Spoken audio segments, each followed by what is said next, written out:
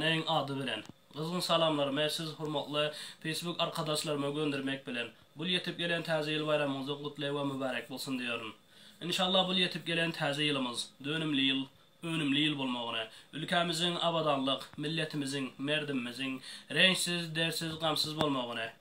Bu taze yıl başlangıcı bilen her bir eklerinize taze durmuş, taze dirilik, bir sıfıra ve saçağın başında, dost, yar ve maşgalalarınız bilen gülüp oynap şadiyan, farahatta, bahtiyar, asuda, aramlıkta, ulu üstünlükleri Beyik Tanrı Teala'dan arzu ediyorum.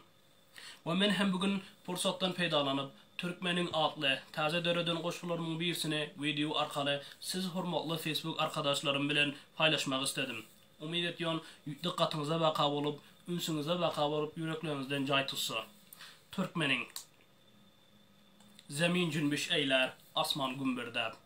Zemin cünbüş eyler, asman gümbürdab. Her oğlu meydana çıksa Türkmenin. Qorta gaflan korkuncundan gizlener. Qorta gaflan korkuncundan gizlener. Ner oğlu meydana çıksa Türkmenin. Tazim eder görüp haybatlı dağlar. Tazim eder görüp haybatlı dağlar. Ucu göğe yeten çınarlı bağlar. Yayın alıp yava çıkınan çağlar. Ser oğlu meydana çıksa Türkmenin. Azmetlidir qadam basıp yürüşe. Azmetlidir qadam basıp yürüşe. Yan salıp ganimin dört yan sürüşe. Koca dağa menzer men deyip duruşe. Er oğlu meydana çıksa Türkmenin. Comartlıkta yoktur tapılmaz taye. Comartlıkta yoktur tapılmaz taye. El uzatsa kapar gökteki aye.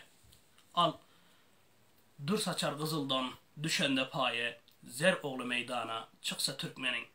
Şad eder hemişe gamlı gam giyne. Şad eder hemişe gamlı gam giyne. Qoldar yoksuz yetimleri miskine. Alır alkış her birekten tahsine. Şiir oğlu meydana çıksa Türkmenin.